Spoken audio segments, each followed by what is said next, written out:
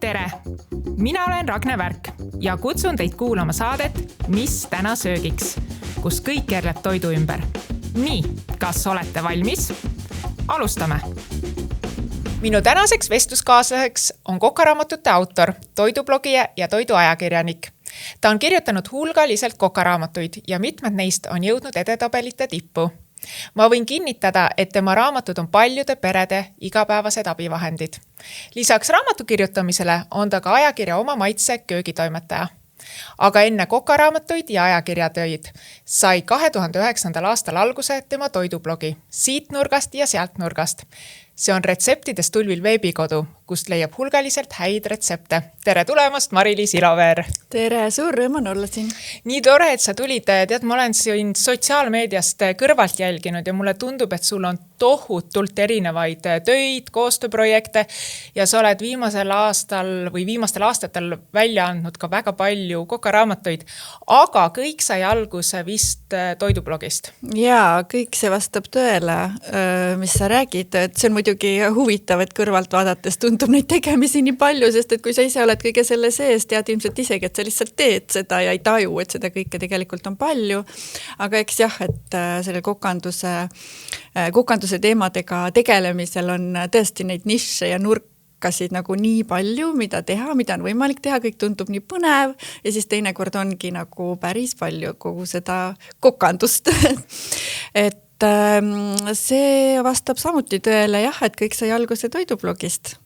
See oli nüüdseks juba siis 16 aastat tagasi, aasta 2009 jääb mulle alati sellepärast hästi meelde, et samal ajal, kui ma alustasin toidublogiga, sündis ka mu kõige noorem poeg, et siis on nagu hea meelde jätta, et kaks lapsukest siis sellel aastal. Aga millest ajendatuna sa hakkasid toidublogi pidama?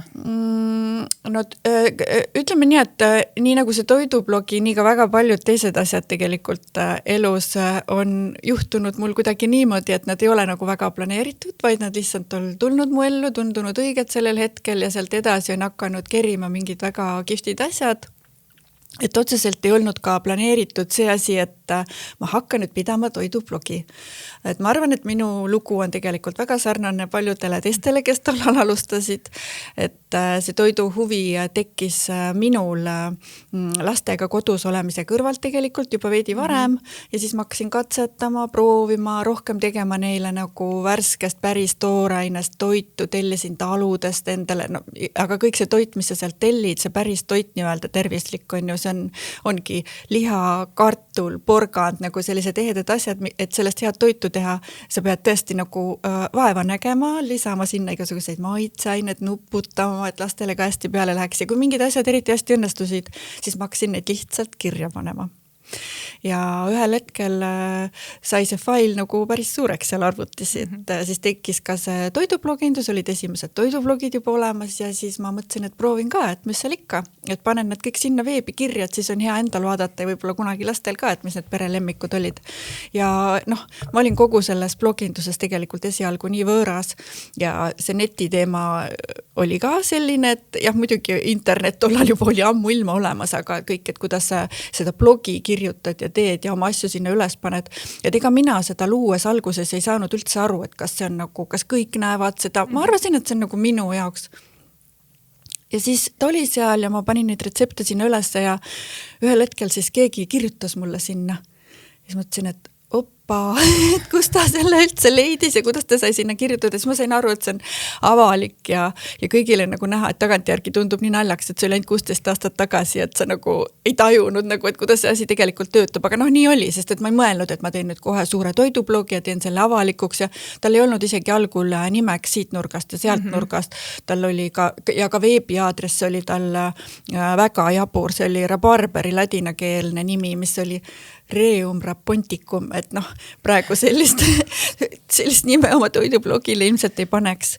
Aga siis tuli neid kommentaare veel ja ma nägin, et inimestele nagu ka läheb korda see, mis ma seal teen ja meil tekkis selline oma armas väike blogijate kogukond niisamuti, kes me kõik üksteise postitusi siis kommenteerisime ja ka tegime teiste retsepte, et sealt nagu hakkaski kõik see kerima ja siis kuidas ta sealt nagu laiali läks sellest blogist, oli see, et mind korjas üles Oma Maitse ajakiri, kes tegi siis loo minu toidublogist ja paarist toidust, mis olid nagu populaarsemad seal.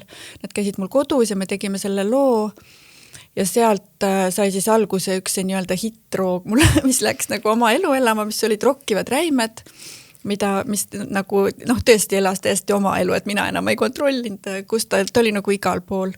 Mis on siis sellised vahemerelised räimed, et see oli siuke tore toit, mis läks täiesti lendu sealt Oma Maitse ajakirjast, ja sealt edasi tulid juba muud projektid, tehti ettepanek minna tööle Pere ja Kodu siis seda köögivihikut sinna vahele tegema ja ka muud asjad, et selles mõttes jah, et see kõik hakkas justkui nagu lumepallina veerema ja tegelikult nagu iseenesest ja praeguses kohas mõelda ongi nagu vahva, et kõik saigi alguse mõnes mõttes, jah, mul see blogi oli olemas, aga sellest Oma Maitse ajakirja artiklist nagu tuli see laiem tuntus ja nüüd ma olen ise tegelikult Oma Maitses tööl ja teen sinna toidulugusid ja töötan ise siis selles ajakirjas. Aga millal see ajakiri ilmus? Ma nüüd täpselt ei mäleta, aga ma arvan, et see võis olla äkki 2010 või 11 või midagi sellist. Jah, ikkagi mingi 15 aastat tagasi, ma arvan. Aga mis sa arvad, mis võis olla see aeg, kui sa said aru, et lihtsalt kokkamisest on saanud midagi enamat kui hobi? Ma arvan, et see hetk tuligi siis, kui ma hakkasin tegema retsepte nii-öelda mitte ainult enam enda jaoks, vaid tegema neid ajakirja siis. Et esimene oligi Pereköök, kus ma töötasin, mis oli hästi loogiline, sest et mul olid ka tollal lapsed olid veel ikkagi pigem nagu väikesed. Et kaksikud olid 9 ja 10 ja Valter oli üldse väga väike 2-3 aastane. Et see oli tegelikult ka väga selline sujuv tegemine, et sai väga palju koduseid asju ära nagu kasutada nii-öelda töö pärast siis. Ja üks asi, kui ma sain tegelikult aru, et see ei ole enam päris selline kodune kokkamine, et ma teen tööd, oli see, kui ma sain aru, et ma ei saa enam õhtusöögi kõrvalt tegelikult neid toidupilte teha. Sest et alguses oli niimoodi, et kui sa enda jaoks ju teed seda, siis need alguse pildid on, ma ei ole neid ära muutnud, ma olen neid jätnud kõik sinna blogisse, sellepärast, et neid on nagu päris tore vaadata ja näha, et inimene on ka, ütleme, mitte vanema seas, aga ka täiskasvanuna arenemisvõimeline veel ka fotograafi osas. Et ma olen need pildid jätnud sinna, aga neid vaadata on jah tore, et need on sellised tehtud nende samade koduste nõude pealt, mille pealt me ka tollal ka sõime, oma õhtusöögi kõrvalt, oma lõunasöögi kõrvalt, mis iganes, et see sama toit, mis pere hakkas sööma, et kähku teed klõpsu enne ära ja siis läks, et mingil hetkel said aru, et nii see päris nagu ei tööta enam ja praegu on ju niimoodi, et tegelikult pere toidu kõrvalt ei ole nagu mingit pildistamist enam, et pildistamise jaoks tehakse eraldi toidud, pildistamise jaoks on eraldi nõud, pildistamise jaoks kõik on nagu eraldi ja spetsiaalselt, et sellised hetked võib-olla määratlevad selle, mis on nagu töö, aga ma ei tea, ma ei taha nagu seda tunnet nagu kaotada, et see kokkamine ja retseptide välja nuputamine ja pildistamine, et see oleks nagu ainult töö, et ma tahaks nagu väga hoida seda ja mul on see siiani õnneks nagu õnnestunud ka, et see on ikkagi see, mida ma teen, mida mulle elus nagu väga meeldib teha nii või teisiti, kui see ei oleks mu töö, siis ma teeks seda nii või teisiti, et ma väga armastan toiduga mängimist, nuputamist, uute kombinatsioonide mõtlemist ja muidugi pildistamist, et ma olen seda ka nagu mõelnud, et Eestis me oleme kõik, kes me oleme toiduajakirjanikud ja toidublogijad, me oleme nii universaalsed tegelikult, et see on nagu maailmas nagu, sellel tasemel, nagu meie siin neid asju teeme, kokaraamatute ja toiduajakirjade tasemel, on suhteliselt unikaalne nähtus minu arvates, et kui vaadata neid kokaraamatuid, mis on välismaal tehtud, siis see tegijate nimekiri on ikkagi nagu väga pikk. On inimene, kes mõtleb, ja ajakirjades tegelikult samamoodi, et on inimene, kes mõtleb retseptid välja, on inimene, kes teostab need retseptid, on inimene, kes testib neid retsepte, on inimene, kes otsib propsid, siis kõik lisandid, on ju, taldrikud, tekstiilid, noad, kahvlid, kõik, mis kuuluvad selle juurde, on inimene, kes lavastab selle seti, kus see toit siis pildistatakse. No disainer nii-öelda, kunstnik on ju, siis on fotograaf ja noh, ma ei tea, kes kõik veel, et sellise 6-7 inimese töö teeme siin meie Eestis toiduajakirjanikena tegelikult ise kõik ära. Et osadel tegijatel on jah tõesti nagu fotograafid, mis on nagu väga-väga normaalne ja tore. Et see on täiesti nagu loomulik ja normaalne. Aga noh, ma ei oska öelda, et ma ei tea, ma isegi nagu naudin kogu seda protsessi, et ma olen proovinud ka, mitte proovinud, aga mul on olnud nagu võimalus teha ka teistmoodi tööd, nii et ma ise pildistan ja keegi teine teeb toite või siis nagu vastupidi. Aga kuidagi see töövoog on juba nii sees nagu alates selle tooraine varumisest, retsepti nuputamisest, sellest mõtlemisest enne magama jäämist, kuidas see kõik seal pildi peal võiks välja näha, siis see kokkamine ja pildistamine, et noh, ei oskagi nagu tegelikult teistmoodi mõelda enam, kui lihtsalt, et sa teedki nagu algusest lõpuni kõik selle ise ära. Aga kuidas sa, kui me räägime kokaraamatust, mul tuli täpselt see meelde, kui sa rääkisid, et ongi, ma ei tea, tooraine ostja on pildistanud, kunagi sinuga koos käisime, kas oli Soomes, kui me käisime toidublogijate mingisugusel väljasõidul, see oli 2012-2013 ja ma ei mäleta, mis ajakiri see oli, igatahes me sinna maandusime ja vaat see oli see hetk, kui suu jäi lahti, et sul tõesti oligi selle ühe retsepti ja ühe nii-öelda toidu toimimiseks oli sul seal umbes 5 inimest, kes sättisid, kes pildistasid, kes pärast töötlesid seda, kes kokkas seda, kes ostis need asjad. Et see oli nagu midagi enneolematut, sest meie oleme kõik, teeme selle üksinda ära, et see on täpselt ja see on tegelikult mujal maailmas täpselt samamoodi.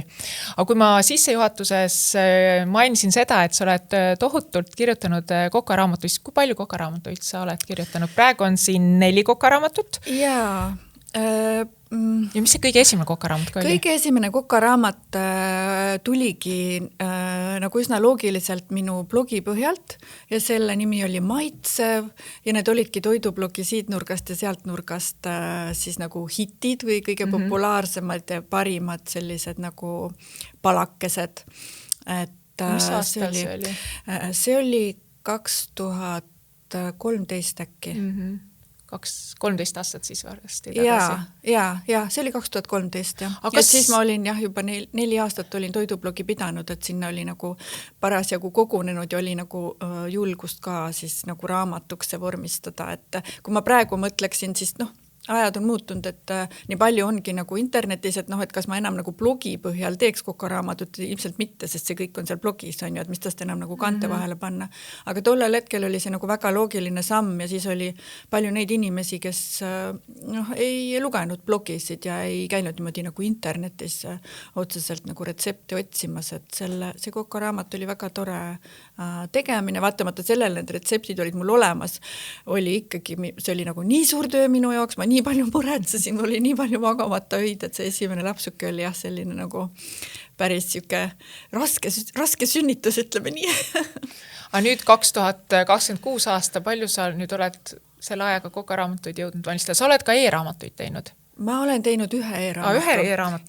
Mul nagu on meeles nagu oleks rohkem. Ma olen teinud ühe e-raamatu, see on jõulude e-raamat, et see lihtsalt nagu aktiveerub ja kordub alati igal aastal enne jõule, et ta on mul olemas blogi veebipoest siis müükil ja siis ma toon ta nagu esile alati lihtsalt enne jõule, et see on üks ja praegu see nagu nii ka jääb, et selline väike e-raamatuke, kus on siis kõik jõuluretseptid ühes kohas, pigem sellised klassikalised, toredad, mida inimestel alati nagu vaja on, et sul on nad ühes failis lihtsalt koos, et selle ma tegin ka esmalt nagu selle faili enda jaoks, aga siis kõik fotod tundusid ka olevat nagu olemas, et ma mõtlesin, et miks mitte nagu panna see teistele ka siis niimoodi kokku, et ta ei ole mingi väga kallis asi, et lihtsalt siuke lihtne väike fail, PDF-i fail, ilusate fotod ja paljude nõuannetega endale nagu hankida. Et jah, see on see e-raamatukene. Aga sa küsisid, et kui palju neid raamatuid on ja ega ma nagu täpselt ei oskagi seda numbrit nagu sulle öelda, mitte nii palju oleks, et ma ei oska seda numbrit öelda, et neid on kas 12 või 13 äkki. Ikka päris palju, 13 aastaga siis. Ja osad raamatud on sellised ka, mis on tehtud nagu kahasse, et ma olen teinud näiteks koos Liia Virkuse ja Tiina Lebasega väga toreda Hoidiste raamatu ja siis ma olen teinud veel mõned sellised koostööraamatud, et tervisekooli lõputöö, mille ma siis lõpetasin toitumisnõustajana, selle lõputööks me koostasime ka kokaraamatu, GK kokaraamat, mis on nagu paberkujul ilmunud täitsa. Ja see on paberkujul ilmunud ja selle raamatuga läks nii, et see oli nagu väga-väga populaarne. Varrak oli selle väljaandja tookord, et meie tegime seda Anneliga justkui nagu lõputööks, aga ta läks edasi nagu õppematerjalideks ka nagu tervisekoolidesse, et siis glükeemilise koormuse järgi nagu selline toitumine, et ta müüdi üsna kiirelt läbi, et praegu saab seda e-raamatuna siis osta. Ja et selline tore projekt ka vahepeal, et jah, et neid koostööraamatuid on ka olnud. Aga ma hakkasin praegu mõtlema, kui sa sellest raamatust rääkisid, kas kunagi ei olnud mingi blogijate kokaraamat ka? Tõsi, oli. Aga mis aastal see võis olla? Seda aastat. Kas teil ei olnud roosad kaaned veel või midagi taolist? Ja selle nimi oli Kulinaarsete kroonikute kokaraamat. Nüüd ma mäletan, roosade kaantega oli küll et seal olid mitmed blogijad siis, ma ei tea, kas sina olid Mina seal ei olnud. Sina seal ei olnud, aga seal olid mitmed blogijad ja siis nende retseptidest oli siis nagu kokku pandud see kokaraamat. No võt jah, mõned asjad lähevad. Aga see oli enne sinu seda maitsev kokaraamatut vist? See oli enne maitsvat. Mul praegu tuli lihtsalt. Ja väga hea tähelepanek ja selline oli ka just. Nii et see on tegelikult natukene nagu su justkui esimene. Natukene et see niuke koostöö kokaraamat ja vist oli enne ja võt ei mäletagi enam täpselt. Aga mul enda omadest, nagu mis ma olen üksinda teinud ja pildistanud, et siis maitsev oli nagu see kõige esimene. Aga kas ma võin öelda, et sinu edukamad kokaraamatud on Kufi kokaraamatud? Nagu kui müügiedu poolest nagu vaadata, või kuidas seda edu muud ikka mõõta on ju. Et siis on küll Kufi kokaraamatud, et siis kuuma õhu fritüüriga kokkamise ja kokaraamatud, Kufi kokaraamatud lühidalt. Aga kuidas sa selle ideele tulid, et teha? Ma ei tea, kas see võis olla aastal 2023, kui see esimene Kufi kokaraamat ilmus? 2023. Et sellega on ka see lugu, mis ma juba enne põgusalt puudutasin nagu blogi ja kõigi muude asjadega seoses, et mul ei olnud sellist konkreetset plaani, et aastal 2023 ma võtan nüüd ja teen selle kuumahu fritüürile põhineva kokaraamatu, vaid tegelikult see idee tuli kirjastuse poolt minuni. Ja ma ei saa öelda, et ma oleks selle kohe nagu vastu võtnud ja suure hurraaga tegema hakanud, et ma ikkagi nagu mõtlesin päris pikalt, et kas on hea mõte teha nagu sellist, põhimõtteliselt nagu ühele kodumasinale põhinevat kokaraamatut. Et on küll olnud ju varasemalt ka igasuguseid mikrolaineaju kokaraamatuid ja ma ei tea, mis kõik veel on ju. Ja need kõik on tundunud mulle veidi nagu siuksed naljakad, et kas ma tahan seda ise teha, aga kirjastus leidis mind niimoodi, et mulle mõni aeg tagasi kingiti mulle endale see kuumahu fritüür ja siis ma tegin sellest blogipostituse. Et kuidas sellega oli, lihtsalt oma kogemusest nagu, et kuidas sellega oli kookata, mida ma seal tegin, mis mul metsa läks ja kõik, sest et kogemusi eriti polnud, et ma ise katsetasin ja mõtlesin, et panin teistele ka üles, et kuidas mul läks sellega. Et kirjastus leidis mind sealt ja tänu sellele blogipostitusele siis nagu tehti siis see artikkel. Aga lõpuks ma selle ettepaneku ikkagi vastu võtsin ja ütleme nii, et väga tore, et see raamat läks tõesti nagu põhimõtteliselt nagu esimesest müügipäevast läks lendu, nii suure hooga, et mulle oli see nagu väga-väga suur üllatus, ütlen ausalt, et ma ei oleks uskunud seda, et just nagu, et ühe kodumasina kokaraamat on nagu nii populaarne, et veidi oli endal selline tunne, et see on nagu võib-olla isegi nagu nišikas natukene, et kui palju ikka neid kuumahu fritüüre on, aga tuleb välja, et on nagu ikkagi väga populaarne ja väga meeldib inimestele sellega kokata, et seal jah, selle raamatu eduga nagu paljud asjad nagu sattusigi kokku, ma arvan, et see ajastus oli nagu väga hea, ma olen nagu väga-väga tänulik kirjastusele Pegasus, et mul selle ettepaneku tegid ja veensid mind ikkagi seda raamatut tegema, sest et see tegemine iseenesest oli nagu väga-väga tore enda jaoks ka. Ja väga mitmed nendest toitudest, mis on mõlemas mu Kuhvi Koka raamatus, on siiamaani meil kodus nagu väga sagedasti teeme neid, no tõesti paljusid nendest. Aga jah, kohati on see nagu siuke lõbus ka, et minu poole pöördutakse sageli selliste küsimustega ikkagi nagu, et millist kuuma fritüüri siis ikkagi osta on ju, ja siis nagu alati ongi selline naljakas tunne, et ma lihtsalt ju teen nagu neid retsepte ja teen temaga ikkagi aeg-ajalt ka nagu süüa, aga mitte ainult, et selle kõrval on ju, ma võin nagu lõkkel ka süüa teha samamoodi või ahjus või pliidi peal, et ta on lihtsalt nagu üks nendest vahenditest, millega süüa teha, et mõnikord ma tunnen ennast nagu airfryeri müügimees, et see on nagu päris lõbus ja naljakas tunne, aga no muidugi ma alati annan nagu nõuandeid, sest et mul on olnud neid nüüdseks juba mitmeid, sest nii palju on retsepte pidanud tegema ja siis on nagu tulnud neid nagu välja ka vahetada. Et eks ikka mõned nagu sellised nipid või soovitused on selle ajaga nagu endal ka, et hea meelega nagu jagan neid soovitusi ka, mis inimestel on, et millist siis ikkagi osta. No minul on ka tavaliselt niimoodi, et kui räägitakse kuumaõhu fritüürist ja ma tahtsin selles saates ka sellest nagu rohkem rääkida, siis mul tuli kohe Mari-Liis mõttes, sellepärast, et selle 2 raamatu edu oli tegelikult nagu niivõrd suur, et kuidagi see näitab seda, et seal raamatus on ka niisugused väärt retseptid, mida inimesed tahavad proovida ja katsetada, sellepärast inimesed ju ikkagi enne ostu sooritamist, nad vaatavad neid retsepte, mis seal raamatus on, et see annab nagu, inimestel tekkis ahvatlus, et see raamat, kas see raamat oli, mitmes see Kuhvi 1 oli aastalõpu edetabelis? 2023 aastal oli seesama Kuhvi 1 raamat oli Apollo müügitabelis oli number 1, nagu mitte kokaraamatute osas, aga üldse raamatute müügi osas. Üldtopis ja rahvaraamatus oli ta teisel kohal. Et esimesel olid, kas siis, ma ei mäletagi, mis seal olid. Ühesõnaga, polegi oluline hetkel, aga jaa, et ta oli ikkagi raamatute üldmüügi tabelites 2023 oli ikka täitsa eesotsas ja nagu väga-väga pikalt, et mitte ainult hetkeks. Et see on väga suur asi, sest tavaliselt need kokaraamatud nii lihtsalt sinna ettepoole ei pääse, et see on väga suur asi. Aga see on nüüd see Kuhvi 1. Millal see Kuhvi 2 sul ilmus? Kuhvi 2 ilmus aasta pärast 2024 ja et ei olnud samuti algul plaani teha mingit sarja, 2 raamatut, aga innustatuna ikkagi sellest Kuhvi 1 edust ja teiseks mul väga palju retsepte jäi nagu nii-öelda üle, aga mis ei mahtunud esimese kaante vahele, et siis sai tehtud see Kuhvi 2, mis on siis nagu väike siuke edasiarendus sellest Kuhvi 1-st. Aga ma ise arvan, et selle Kuhvi 1 populaarsuse üks põhjuseid on kindlasti see ka, et kuumaõhu fritüür on nagu, ta on ikkagi loodud see masin selleks, et nagu argipäeva lihtsustada, et saaks kiiremini, lihtsamalt, puhtamalt endal toidu lauale. Need retseptid on ka nagu lähtuvad nagu täpselt nagu sellest. Ja nad on ikkagi lihtsad, endal oli ka mõnikord lausa naljakas nagu sellist nagu nii baas retsepti tegelikult nagu kirja panna.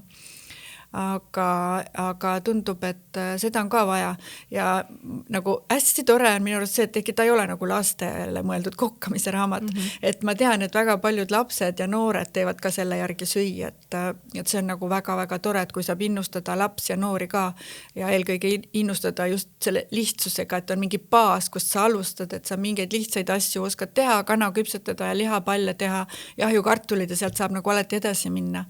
Et sellest Kuhvi 1 on jah pigem siuksed lihtsamad ja sellised nagu ütleme nii, et puhas baas, et kuidas küpsetada kuumaõhu fritüüris kana erineval moel, kuidas teha lihapalle, kotlet, erinevaid köögivilju, mõned magusad asjad on ka seal ja muidugi hommikusööki ka, milleks ta on nagu ideaalne, et kui mingit sooja hommikusööki tahad kiirelt teha, et siis seal Kuhvis on seda nagu väga mõnus teha.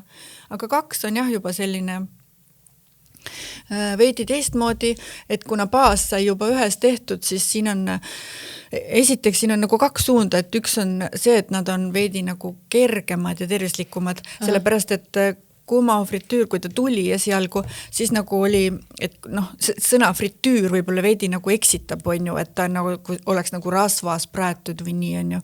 Et noh, tegelikult ei ole, et kuuma õhu käes ikkagi need asjad nagu küpsevad kõik.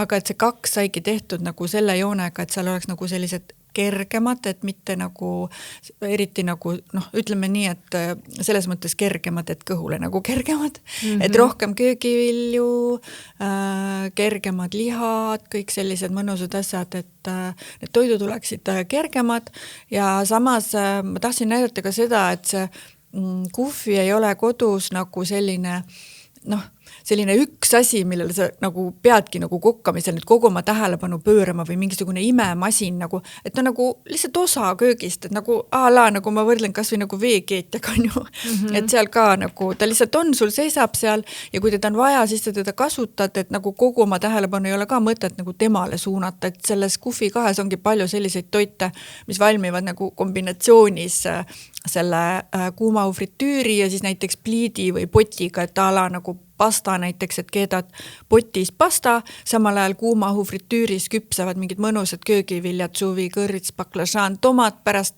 paned selle pastaga, keerad nad kokku ja saad kiirelt mõnusa pastaroa, on ju, või vastupidi. Et küpseb näiteks ahjus sul mingisugune suur lihapraad ja siis kuumahufritüüris saad teha sinna juurde mingisugused mõnusad köögiviljad kiirelt, et noh, minu arust on nii tore nagu kombineerida teda kodus nagu muude olemasolevate nagu vahenditega, millega sa nii süüa teed, et ma ise sageli nagu teengi nii, et on lihtsalt nagu üks nagu osa sellest söögi tegemise protsessist. Ja ütleme nii, et toidu pildistamise juures noh, see inimeste kodus kokkamist väga ei puuduta, aga toidu pildistamise juures on ta ka nagu minu jaoks mega hea abimees, sellepärast et need näiteks, kui on mingisuguse liharoa juurde vaja kiirelt mingeid mõnusaid lisandeid kuskile taustale panna, kartuleid, mingeid muid köögivilju, et siis sealt saab nad nagu, tulevad imeilusad, kuldsed sellised, nagu oleks just ahjust tulnud siuksed väga hästi hea kauni välimusega nagu köögiviljad.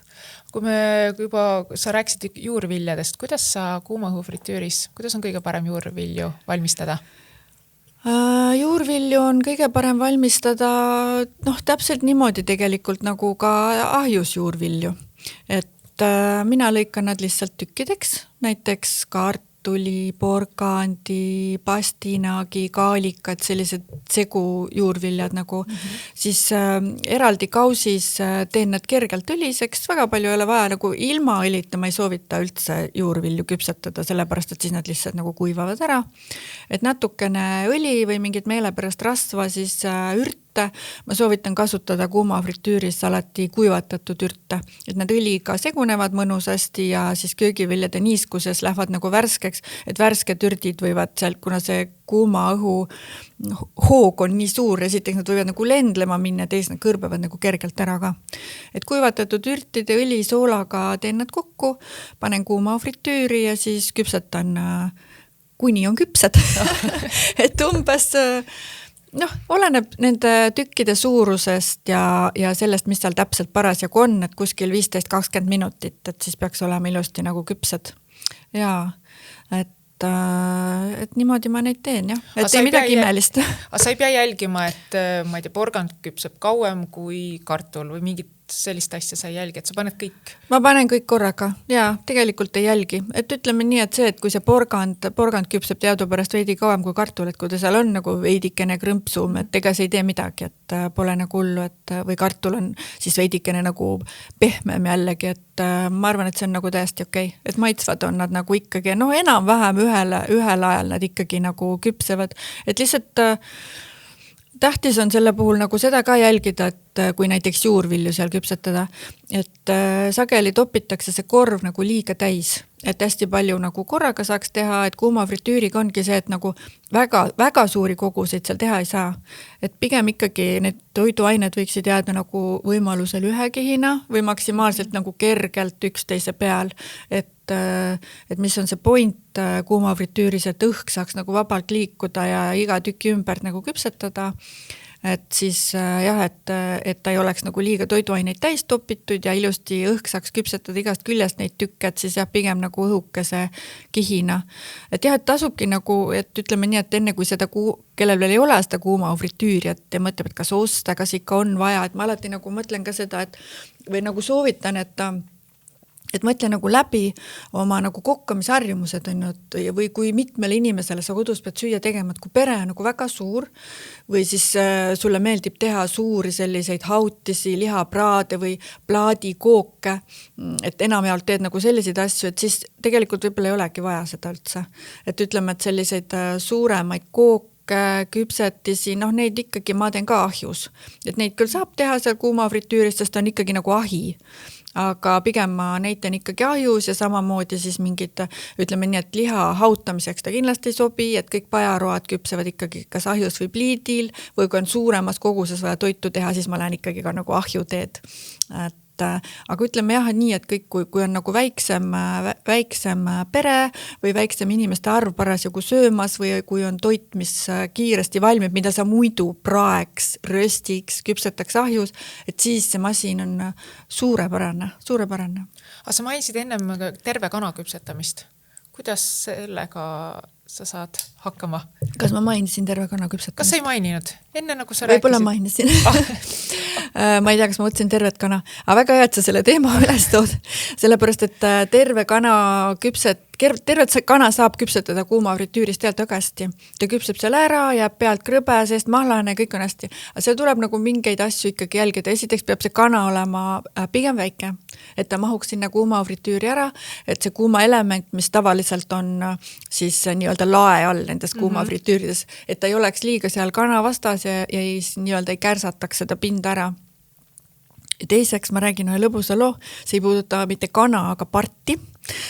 Kui ma sain endale oma esimese kuuma fritüüri, mis mulle siis kingiti, kui ma ei olnud üldse nagu töö mõttes seotud veel kuuma fritüüriga, vaid lihtsalt sain selle kuuma fritüüri, siis ega ma nagu liiga palju eeltööd ei teinud, kiirelt mingid guugeldused, asjad, vaatasin, väga mõnus, mida kõige rohkem soovitatakse teha ahjukana, tervet ahjukana, mõtlesin, mis ahjukana, nii lihtne asi, ma teen pardi. Sai siis part toodud koju, et teeme siis ristime siis oma kuuma fritüüri ära, teeme seal parti, oli siuke ilus potsakas part, kõik maitseainetega tegime kokku. Panin ta siis sinna kuuma fritüüri küpsema. No läks, ütleme niimoodi, et mingi 10 minutit.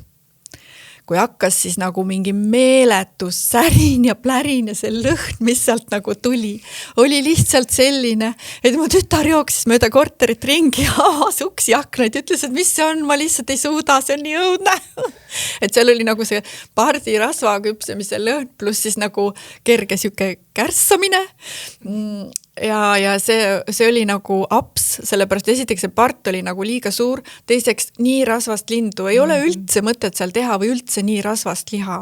Ei ole mõtet kuuma fritüüris teha, sest et ta hakkab suhteliselt kiiresti seda rasva nagu sealt välja küpsetama, mis nõrgub kõik läbi resti sinna kopsiku põhja, no ja põhimõtteliselt hakkab tegelikult kärssama. Ja ütleme nii, et tavaahjul on ümber ikkagi isolatsioon, et sa neid lõhnasid nagu nii hästi ei tunne, aga kuumahu fritüür on selline väike karbike, et millel ei ole selles mõttes mingit suurt isolatsiooni ümber, et kõik need toidulõhnad nagu imitsevad sealt ka nagu niivõrd hästi välja.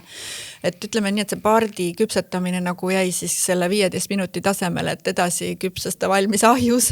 Et sellist asja ma nagu ei soovita seal teha, et sellised suured ja pikemat aega nõudvad toidud jääks ikkagi nagu ahju pärusmaaks. Aga masin jäi ikka alles või? Masin jäi alles ja seda pidi tükk aega siis puhastama, sest et sellest pardi nahast pritsis, ütleme, alumist seda kausikest või kopsikut nii-öelda on lihtne puhastada, seda võib panna nõudepesumasiinasse või käsitsi kraani all pesta.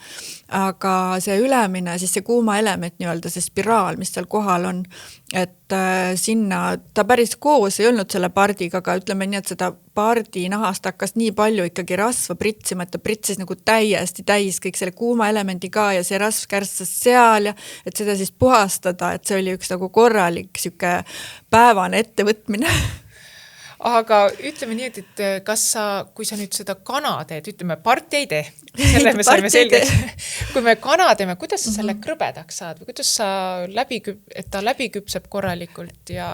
Sest ma olen näinud pilte, terve kana pilte, nad on väga ilusad, siuke pruunid ja sellised, et mõnus krõbe nahk on peal. Kuidas?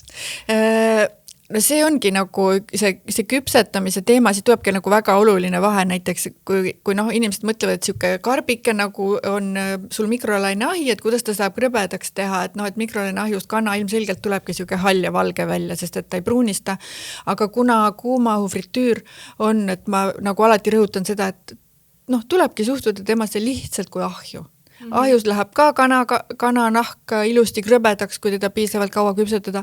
Niisamuti läheb kuuma fritüüris kana nahk pealt ilusti krõbedaks, sellepärast, et see piisavalt kuum õhk ikkagi küpsetab ta nagu, kuuma fritüüris lähevad need kanatükid nagu ekstra mõnusalt pealt krõbedaks, et mulle eriti meeldib teha neid kana kintsu mis on siis nagu sellised nahaga pealt ja seest kondiga, et need on nagu nende nahk jääb nagu väga-väga mõnus ja maitsev seal peal just eriti, et ei tohiks karta nagu võib-olla neid pigem kõrgemaid temperatuure, et seest saab ta ikkagi nagu valmis ka lõpuks, et pealt ütleme nii, et kuna kana küpsedes tuleb sealt ikkagi mingil määral nagu niiskust ka, et siis seda ei tasu nagu karta, et ta sealt pealt nagu ära kõrbeb, et ta jääb ikkagi lõpuks nagu väga-väga mõnus ja krõbe, et kanade tegemiseks läheb ka, oleneb sellest tükist, mis parasjagu on, kas kuivad või kintsud läheb kusagil, kõige enam 30 minutit, pigem ikkagi nagu vähem, et oleneb, kui suur see tükk parasjagu on. Mis kraadi juures? 180 kraadi juures, et see kuumaõhu fritüüri 180 kraadi on tavaahju, ütleme siuke 200-220 kraadi. Nii et sa peaks arvestama, et ütleme 20... Kuskil 20 kraadi on see nagu kuumaõhu fritüüris tuleb võtta seda temperatuuri maha, et ütleme nii, et kui sa paned nagu madalama temperatuuri, siis seal sees tõuseb see ikkagi nagu selle asja küpsedes nagu nii kõrgeks, et ta on nagu ahjul siis 20 kraadi, siis nii-öelda on tekib see väike siuke nagu nihe, et madalama temperatuuriga saavutab nagu selle tulemuse, mis ahjus kõrgema temperatuuriga, ütleme siis niimoodi. Aga kana, mis kana veel nagu puudutab, et siis et kana, kui ma olen nüüd tervet, nagu ütleme nii, et mina ei ole selle terve kana küpsetamise fänn, et eks see pardist oli ka omajagu traumat, aga kui ma kana teen, siis kui on ka näiteks terve kana, siis ma lõikan ta pooleks, nii nagu tehakse seda kana liblikat. Et ma lõikan ta pooleks, vajutan ta laiaks, nagu kanaliblikat tehakse ja siis lõikan veel keskelt omakorda pooleks, et mul jääb nii-öelda nagu 2 kanapoolikut, mille siis saab sättida sinna kuuma fritüüri ilusti üksteise kõrvale või kellel on nagu väiksem, siis küpsetada 1 kanapoolik ja teine panna kas sügavkülma või külmkappi, et siis paari päeva pärast võib-olla teha jälle. Et ma olen teinud ikkagi siuksed lamedamad ja pigem väiksemad tükid, et minu arvates niimoodi nagu õnnestub see paremini. Aga maitsestad, kuidas täpselt samamoodi nagu ahjus? Ja, täpselt samamoodi, et kõik need maitseained, mis endale meeldivad, tasuks sinna panna, et ütleme nii, et jällegi sinna kananaha peale, võib-olla otseselt peale suula nii väga ei ole vaja midagi panna, sest et nagu ma enne mainisin ka, et siuksed helbelised ja õhulisemad asjad kipuvad seal tuule käes lendu minema või kõrbema, et seda nagu ei ole vaja, aga sealt poolt, kus nahka ei ole, saab ilusti kas enne marineerida kana või siis maitsestada lihtsalt mingite ürtidega, et selles mõttes nagu täitsa nagu oma lemmikretsept täpselt niimoodi nagu ahjuski teha, et täpselt samamoodi nagu kuuma fritüüris õnnestub ka. Aga mis juhtudel sa küpsetuspaberit kasutad ja kas sa üldse kasutad?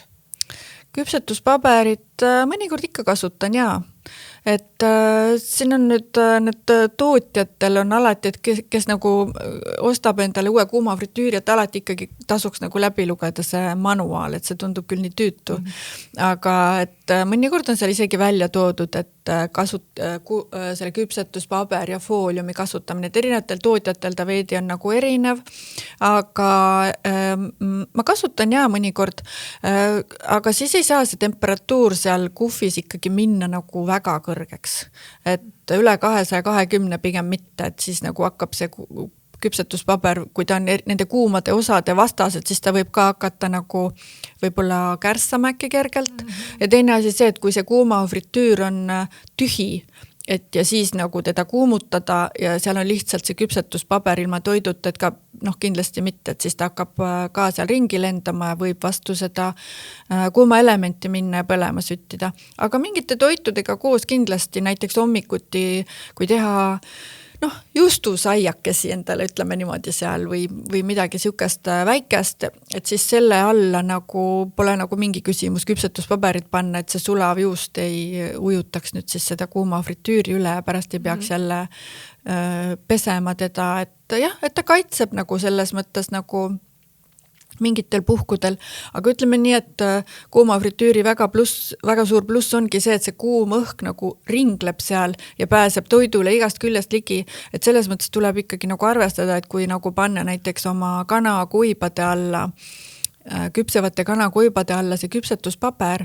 et hoida kuuma fritüüri puhtust, et siis see põhi jääb puhtaks, see rest jääb ka puhtamaks, sest et küpsetuspaber nagu kaitseb seda, aga samas kana ei saa võib-olla nii krõbe, kui sa sooviksid, kui see ei ole eesmärk, ega siis ei olegi vahet, aga kui sa tahad mõnusat krõbedat kana või köögivilju, et siis see küpsetuspaber ikkagi nagu mingil määral takistab seda õhuvoolu, et sellega tuleb arvestada.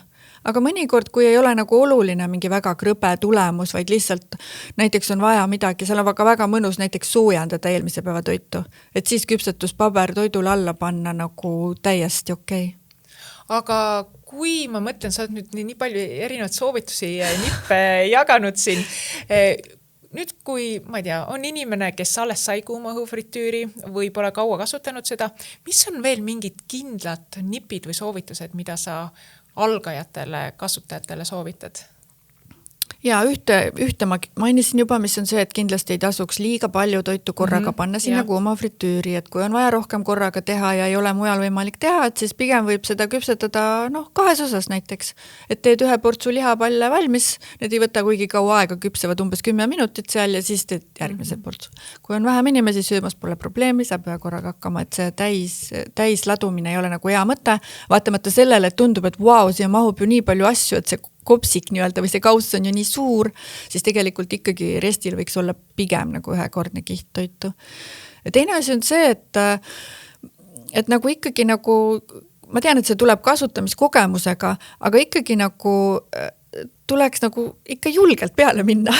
Et selles mõttes võtta seda kuuma fritüüri, et ta ei ole sul nagu mingisugune imeline, ma ei tea, kosmiline agregaat seal, et ta on tegelikult ahi, et ta on ahi, ta on selline mini-ahi, mis on nagu väga efektiivne, kus käib kuum õhk hoogsalt ringi, et selles mõttes alati toidu tegemise ajal saab avada sahtlit, vaadata, kuidas toit on, kui on aeg, nii-öelda retseptiraamatu aeg on täis saanud ja sa mõtled, et su toit peaks nüüd valmis olema, vaatad seda, mõtled, ikka tundub, et see porgand on ikka veidi liiga kõva veel.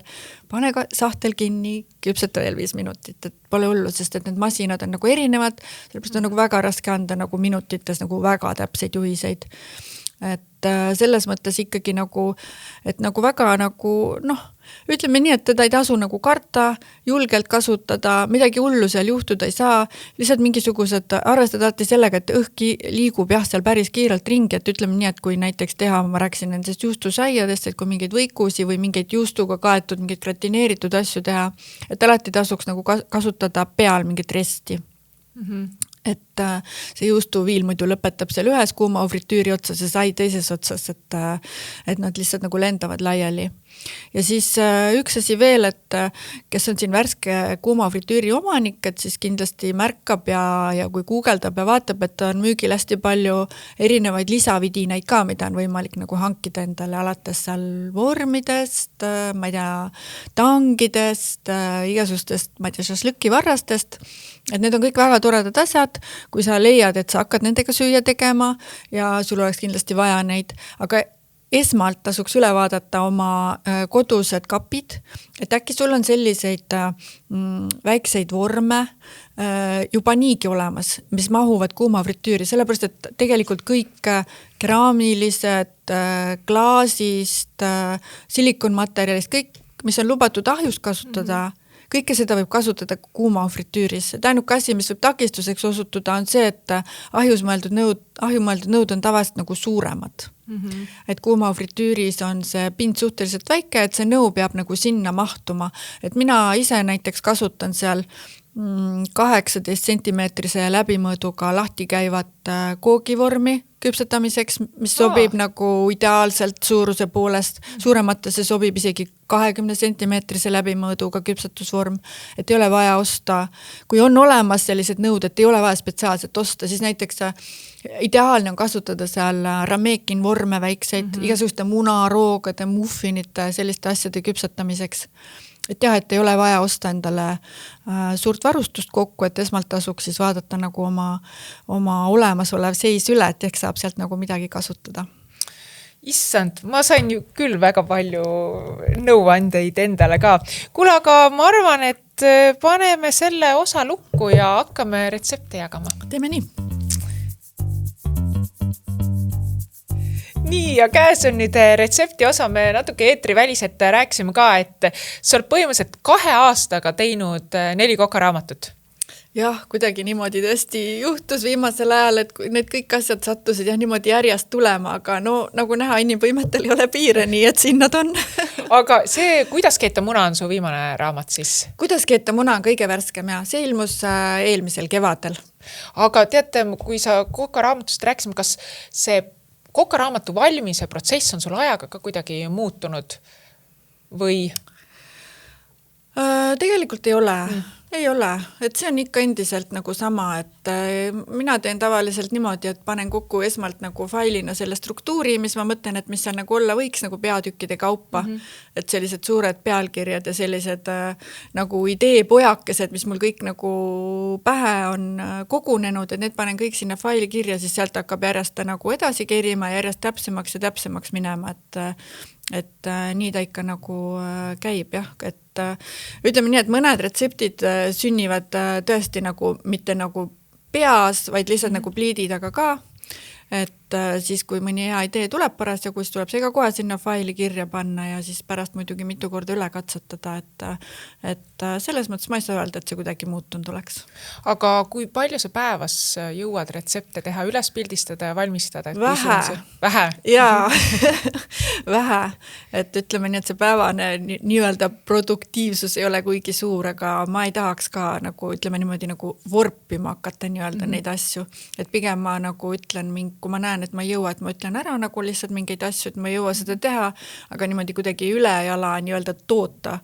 Et seda ma nagu kindlasti ei teeks, et ma võin öelda, et ma jõuan päevas teha nagu maksimaalselt 3 toitu, et rohkem ma ei jõua, et seda kokata nagu valmis, mõnikord ma teen eelmisel päeval valmis, et saaks hommikul hakata kohe pildistama, aga kogu see pildistamisprotsess, nagu sa ise tead, on ka ikkagi loominguline tegevus, et seda nagu päris niimoodi, ütleme niimoodi nagu, selleks läheb aega, ütleme nii, et seda kõike teha, sättida, läbi mõelda, siis juhtuvad igasugused ootamatused teinekord, et mina üle 3 nagu jõuan küll teha, aga siis läheb selliseks, raske on, et ma väsin väga ära sellisest asjast. Aga ma just mõtlen, et sa oled ikka, sul on väga tamp taga olnud, sest need raamatud ei ole sellised vihikukesed, nad on ikka nagu paksud raamatud, et 2 aastaga 4 kokaraamatut, et vau, kas sul on midagi tulemas ka nüüd, kui samaga edasi? Ja tegelikult ma lõpetan praegu ühte kokaraamatut ja see peaks ilmuma kevade poole kusagil aprilli lõpus või mai alguses koos siis esimeste Eesti kevadseentega. Et see raamat ongi seentest, aga kuna see on selline teema, mis seostub väga palju loodusega ja hooaegadega, siis sellest raamatust väga suure osa ma tegin läinud suvel ära. Et sai väga-väga palju metsas seenel käidud, sai väga-väga palju seeni korjatud sahvririiulile ja sügavkülma, kõik kohad on seeni täis väga palju seeneroogasid kokatud, et praegu on nüüd jäänud sinna veel siin öelda siis poeseente peatükke, mis on kõige väiksem osa sellest raamatust, sest ta keskendub ikkagi peamiselt nagu Eesti metsaseentele. Kuidas neid siis nagu, mis selle korviga siis teha, kui sa sellega koju jõuad, kust otsast talle läheneda, kuidas seda kõike puhastada, säilitada, toiduks vormistada. Et selline seeneraamat, et see on selline raamat, mida ma olen tegelikult kogu aeg tahtnud ise teha, sest ma olen väga-väga suur seenefänn, väga suur metsas käia, et see on selline tõeliselt siuke, ütleme nii, siuke nagu hingest raamat. Nii et kevadel võib siis oodata? Kevadel, jaa. Kõlab väga hästi. Kui me räägime nüüd retseptidest, sul on Kuhvi kokaraamatud, me jagame kuuma fritüüris valmivaid toite. Kas ma olen kuulnud õigesti, et pärast seda, kui Kuhvi kokaraamat ilmus, siis sõna Kuhvi läks ka õigekeelsus sõnaraamatusse? Ta läks... Sest seda varem ei olnud? Ei olnud, varem ei olnud ja ma ei oska nüüd nagu täpselt öelda, kas ta läks õigekeelsus sõnaraamatusse, aga ta on nagu nii-öelda ametlikult kasutusel. Ta on ÜS-i lehel igal juhul olemas, et ma vaatasin 2025. aasta, ma arvan, et ta oli siis ka äkki varasemas versioonis olemas. Et siis ta on täiesti nagu lubatud kasutada, sest et kui meie selle pealkirja panime kirjastusega raamatule, siis ta oli selline veidi selline paras julgustükk, sest et ega nagu keeleinimesed nagu väga ei innustanud seda tegelikult kasutama, sest ametlikult sellist sõna nagu eesti keeles ei olnud. Nagu olgem ausad, kuuma õhu fritüür, no mis see on, üks mu sõber teeb nagu nalja kogu aeg, ütleb, et no Mari-Liis, et kas jälle kokkasid tuuma õhulikööriga? Et see on nagu väga lohisev sõna ja tegelikult ei väljenda minu arvates selle masina nagu olemust ka kuigi hästi. Et lasta siis olla see nunnu Kuhvi, et jah, et läksime seda, võtsime julguse kokku ja panime ikkagi kaane peale selle sõna Kuhvi ja ta on nagu väga, väga laialt lendu läinud ja täiesti ametlikult ka tunnustatud, et ma hiljuti vaatasin ka kas keeleabist või kusagilt just järgi, et seal oli sõna Kuhvi, oli tema selgitus, mis ta on ja siis näide nagu lauses kasutamise kohta oli toodud minu Kuhvi kokaraamatu eessõnast, nii et tõesti? ja, et see on nagu väga tore, et minu arust ta on nagu selline nunnu sõna. Väga nunnu ja ma ütlen, see on oluliselt parem sõna kui see pikk ja lohisev sõna. Aga kuna sina siin juba oled ja siis äkki sa jagad paari retsepti ja mille järgi sa need retseptid valisid? Seda valikut oli nii keeruline lihtsalt teha, sellepärast, et ma ütlen ausalt, suurt enamust nendest retseptidest, mis nendes kahes raamatus on, ma tõesti kodus või meie pere või me teeme nagu suhteliselt sageli. Ja mida siis nagu lõpuks nagu välja valida, et see oli keeruline ja ma kaalusin küll niipidi, küll naapidi ja siis võtsin lõpuks ikkagi need, mis mul kõige esimesena nagu pähe lõid, et mida kõige sagedamini teha ja mis mu perele väga maitseb. Et üks retsept on sellised koreapärased kanatiivad, et kanatiivad on mul laste suured lemmikud, neid ma teen päris sageli, neile väga maitsevad need saab teha nagu erineval moel ja ma olen neid teinud ka erineval moel, aga just need Kuhvi kokaraamatu koreapärased kanatiivad on need, mis alati nagu kõige paremini peale lähevad. Et mina teen nagu neid tavaliselt kilost kanatiibadest, et meil sööb 5 või 6 inimest, et siis sellest nagu jätkub. Et kui on nagu vähem inimesi söömas, siis võib vabalt teha selle nii-öelda ühe selle 500 grammise paki siis.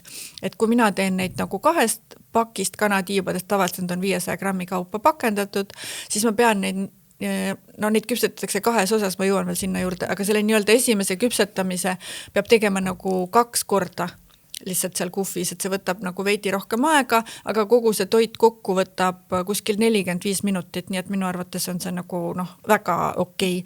Ja mis kanatiibu müüakse poes ju ka erineval kujul, et osad on sellised suured, lahti lõikamata, osad on lõigatud sellisteks pooltiibadeks, et me teeme tavaliselt nii, et ühed on nagu siis nii-öelda need drumstickid nagu sellised ja siis teised on see teine tiiva osa, et nagu miksime, et siis on nagu igal ühele midagi. Et nende kanatiibadega põhimõtteliselt käib nagu lugu niimoodi, et kõigepealt tuleb nad siis Kuhvis nii-öelda eelküpsetada, lihtsalt soole ja pipraga, kerge tärklise kihiga, et nad jääksid pealt kleepuvaks, see aitab pärast nagu seda kastet siis nagu enda peal sellise läikiva ja mõnusana hoida. Nii kaua, kui need kanatiivad nii-öelda eelküpsevad seal kuuma fritüüris, teen ma pliidi peal valmis sellise mõnusa koreapärase kastme, siis tiivad on küpsend, tulevad kuhvist välja, segan nad selle mõnusa kleep ja vürtsika kastmega ja siis nad lähevad 5 minutiks lihtsalt nagu kuhvisse tagasi. Et jah, nagu ma ütlesin, ma kasutan seal siis, mina kasutan kilo kanapooltiibasid, teen nad kokku 1 detsiliitri maisitärklisega ja panen hästi natukene soola ka sinna peale. Selle tärklise sisse juba või siis? Ei, ma panen kõik kaussi. Tärklise, soola, kanatiivad, segan nad lihtsalt kõik lusikaga läbi niimoodi, et kõik on kenasti segunenud ja siis valan kuuma fritüüri restile. Ja siis küpsetan neid 200 kraadi juures kokku 20 minutit. Vahepeal, kui on 10 minutit küpsetamisest möödas, siis tõmban kuuma fritüüri sahtli lahti ja lihtsalt raputan kanatiibasi edasi-tagasi, saputan seda kasti niimoodi, et nad keeraksid külge nii-öelda, et neid ei pea ükshaaval seal keerutama, et seda kasti raputades väga ilusti nagu keeravad nad oma külge seal ja küpsevad nagu igast küljest ühtlaselt ära. Nii, ühesõnaga 20 minutit, nii, kui mul on nüüd, kui kõik ei mahtunud ära ja nüüd mul on veel neid kanatiibasid, täpselt samamoodi veel 20 minutit. Teised, need, mis olid välja tulnud, ilusti ootavad seal. Nii, nüüd kui kõik kanatiivad on ilusti nagu nii-öelda eelküpsetatud, siis selle tärklise ja vähese soolaga, siis ma panen nad suurde kaussi ja segan nad glasuuriga. Selle glasuuri või nii-öelda kastme saab pliidi peal valmis keeta samal ajal, kui need kanatiivad siis seal kuhvis küpsevad. Ja sellesse kastmesse läheb 3 küüslaugu küünt, siis jupike ingverit, umbes 2 sentimeetrit mett, siis korea gochujangi pastat. No seda võib panna maitse järgi, ütleme nii, et mina panen kuskil 1-2 supilusikat, et oleks seda mõnusat vürts ikkagi nagu tunda. Sojakastet, happukuseks laimimahla, natuke vett, et ta vedelam oleks, soola ja pipart. Ja siis panengi potti riivitud küüslaugu küüned, ingver samamoodi kas pisikesteks tükikesteks tehtud või riivitud, samamoodi see mesi, gochujang, sojakaste, laimimahl ja vesi, natukene soola, pipart ja keedan seda umbes 5 minutit. Ta läheb selliseks mõnusaks, paksuks, kleepjaks ja läikivaks kastmeks ja siis ma panen sinna sisse veel hakitud rohelist sibulat ja seesamiseemneid, aga enam ei keeda, et need nagu jäävad värskena sinna sisse. Ja siis need kuhvist tulnud kanatiivad, mis on 20 minutit küpsend, segan kõik selle glasuuriga lihtsalt kokku. Ja valan nad tagasi kuhvisse. Kui nüüd oli mul küpsetatud neid enne suurem kogus ja 2 osas, siis nüüd võib kõik nad sinna korraga panna, sest enam ei ole oluline see nagu mingi krõbeda naha tekitamine, sest see enne tegelikult juba tekkis ja tänu selle tärklisele on ta ka siuke nagu ekstra mõnus. Ja siis veel 180–200 kraadi veel 5 minutit, kuni kõik ilusti läbi kuumeneb ja ongi valmis. Sinna juurde võib siis teha ka samal ajal saab ju toimetada, et nad 20 minutit küpsevad need tiivad või siis 40 minutit, kui on suurem kogus on ju. Et samal ajal saab keeta riisi, teha selle glasuuri valmis ja meie tavaliselt söömegi nii, et seal kõrval on siis keedetud basmati või jasmiini riis, siis need mõnusad kuumad särisevad gochujangi kanatiivad, siis kimchi ja siis kes tahab, paneb veel kas näiteks srirachaga segatud majoneesi, tilgutab sinna kastmeks peale või midagi, et no see on nagu väga maitserikas roog, ütleme niimoodi. Et see on nagu väga lihtne, et lihtsalt kanatiivad, mis ei ole ju kuigi mingi kallis tooraine ega midagi, aga noh, et mingi võlu ikkagi on selles. Ma olen seda sama toitu teinud kahjus. Aga seal on erinevus, et see on nii huvitav, et ikkagi ta kuidagi need kanatiivad jätab selliseks eriti nagu, kui ta inglise keeles nagu juice'iks seest, on ju sellised kohevad, mahlased, mõnusad. Siin pealt ei olegi oluline, et oleks nagu mega krõbedad. Et kuna see tärklis on seal niigi peal, et siis pigem nad jäävad nagu kleepjad, ütleme niimoodi. Aga jaa, väga maitsvad ja ma olen kuulnud tagasisidet ka, et kui inimesed on neid teinud, et siis tavaliselt kõigile väga maitseb ja ikkagi korduvalt nagu tehakse. kõlab väga hästi, ma loodan, et sa pärast jagad ka seda, et me saame podcasti alla panna ja ma saan nendele ka selle ära salvestada. Kõlab väga hästi ja tegelikult see sobib ju väga hästi ka lihtsalt nagu snäki lauale lihtsalt. Absoluutselt ja nad on head isegi ja nad on head isegi siis, kui nad ei ole sellised särisev kuumad, vaid veidi nagu jahtunud, et see kleepjas kaste jääb ikkagi siuke mõnus läikiv ja kleepuv nende peal, et need on tõesti väga mõnusad kanatiivad ja midagi keerulist nende valmistamises ka ei ole, et mingid väga erilisi toiduaineid, et no see gochujang võib-olla tundub selline, et mis see siis nüüd on, aga ütleme nii, et seda müüakse nagu tegelikult täitsa tavalistes toidupoodides ka praegu ja sellest ühest potsikust jätkub nagu väga-väga pikaks ajaks, kui teda külmkapis hoida. Et midagi väga-väga erilist või sellist tikutulega tagaetavat selle roa juures ka ei ole. Nii, aga järgmine? Ja siis teine oleks selline pigem nagu magusapoolne, ma mõtlesin. Kui palju sa üldse magusat valmistad kuuma fritüüris? Pigem vähe, et ütleme nii, et magustoidud sellised, et kui kooki teha, et siis tavaliselt ma lähen ikkagi nagu ahjuteed, ehkki kui on vaja näiteks mingit banaani keeksi või sellist asja ja kui on väiksem kogus näiteks neid banaanikeeksi teadupärast tehakse ainult siis, kui banaanid on üle jäänud. Et kui neid on jäänud veidi väiksem kogus, siis ma teen väiksema vormi sees ja seda ma teen küll kuuma fritüüris siis. Et täpselt sama retsepti järgi, mis ma teen ahjus, teen lihtsalt panen väiksema vormiga ja kuuma fritüüris, et saab ka nagu väga-väga mõnus, lihtsalt natukene väiksem. Aga jah, et kui on mingid muud magustoitude nagu skaala on ju ka nii lai on ju, et küpsetisi saab seal teha küll, aga kõik muud magustoidud niikuinii teed mingil muul moel.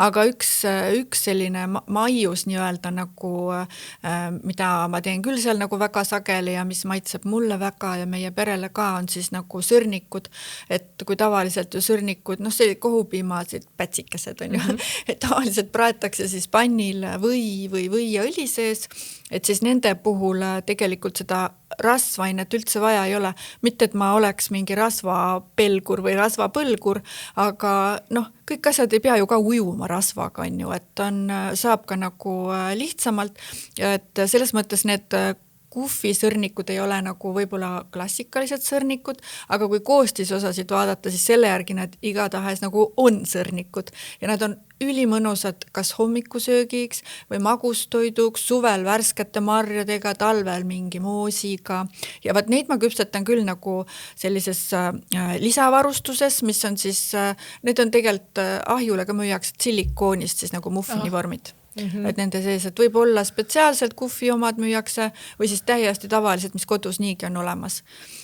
Et võib mõlemaid kasutada. See on sellepärast vaja, et see tainas on nii vedel või miks? Tainas on ikkagi nagu pigem vedel ja nad küpsevad siis nii-öelda nagu, ikkagi nagu jäävad sellised väiksed vormikesed, nagu et vormide sees. Ja kui selliseid muffini vorme ei ole silikoonist, siis sobivad hästi ka keraamilised ramekinid näiteks, et ikkagi millegi sees, et nad on nagu portsjon kohupiima koogikesed. Aga kuna koostisosa on nagu sama, mis sõrnikutel, siis nad ongi nagu kuhvisõrnikud tegelikult. Et 8 siis sõrnikud küpsetada, selleks läheb vaja siis 2 pakki ehk siis 400 grammi täitsa tavalist kohupiima, paki kohupiima, 2 muna, 3 supilusikat nisujahu, siis 1 teelusikas küpsetuspulbrit, natuke suhkrut, 1-2 suhkrut oleneb, kui magusasõber keegi on või kui näiteks see kohupiim on juba see vanillikohupiimas on natukene suhkrut sees, et siis polegi vaja alati see on siis supilusika täis või teelusika täis? Supilusikad, ja siis 1 supilusikas sulavõid, sest natuke võid teadupärast. Ma ei saa teaks. ja siis lisaks pärast söömiseks, kas siis, kes mida iganes tahab, et kas marju, vahukoort, maitsestamata jogurtiga minu arust ka nagu väga mõnus süüa neid.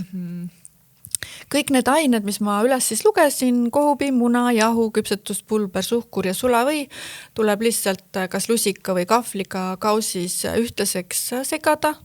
Jääb selline poolpaks siis nagu segu. Siis 3 veerandi ulatuses saab täita need silikoonvormid sellega ja siis 180 kraadi juures kuhvisse ja 15 minutit ja ongi valmis. Ongi valmis, imehead. Küpsedes nad lähevad mõnusalt puffi, nagu kerkivad üle selle ääreveidi muffini vormil, sellepärast tasukski 3/4 ulatuses täita, et mitte päris ääreni, see küpsetuspulber teeb seal oma tööd ja kergitab neid. Jahtudes nad vajuvad kokku tagasi, aga sellest ei ole nagu absoluutselt mitte midagi, et nad on ikkagi nagu väga mõnusad ja väga maitsvad ja no niivõrd lihtsalt valmivad, et täitsa nagu naljakas kohe. Aga kas see muidugi oli ainult kokkusega, mis vaevaga, kui tõesti hommikul pead tööle minna, kas selle tainu võiks eelmine päev valmis ka teha või kuidas? Pigem mitte. Ma arvan tegelikult, et äkki isegi võib, et lihtsalt enne seda, kui teda valada sinna muffini vormidesse, võiks ta nagu läbi segada, et ta oleks ühtne, et muna ja kohupiim võivad kuidagi äkki eralduda. Et ma ei ole seda ise proovinud valmis segada, aga kuna see kokku segamine, üks asi, mis ma alati mõtlen, et mis puudutab neid toitude valmimisaegu, et sageli öeldakse, et see on siuke 5 minuti roog ja nii on ju, aga see asi, mis võtab kõige rohkem aega, on nende komponentide valmis otsimine, kaalumine, mõõtmine.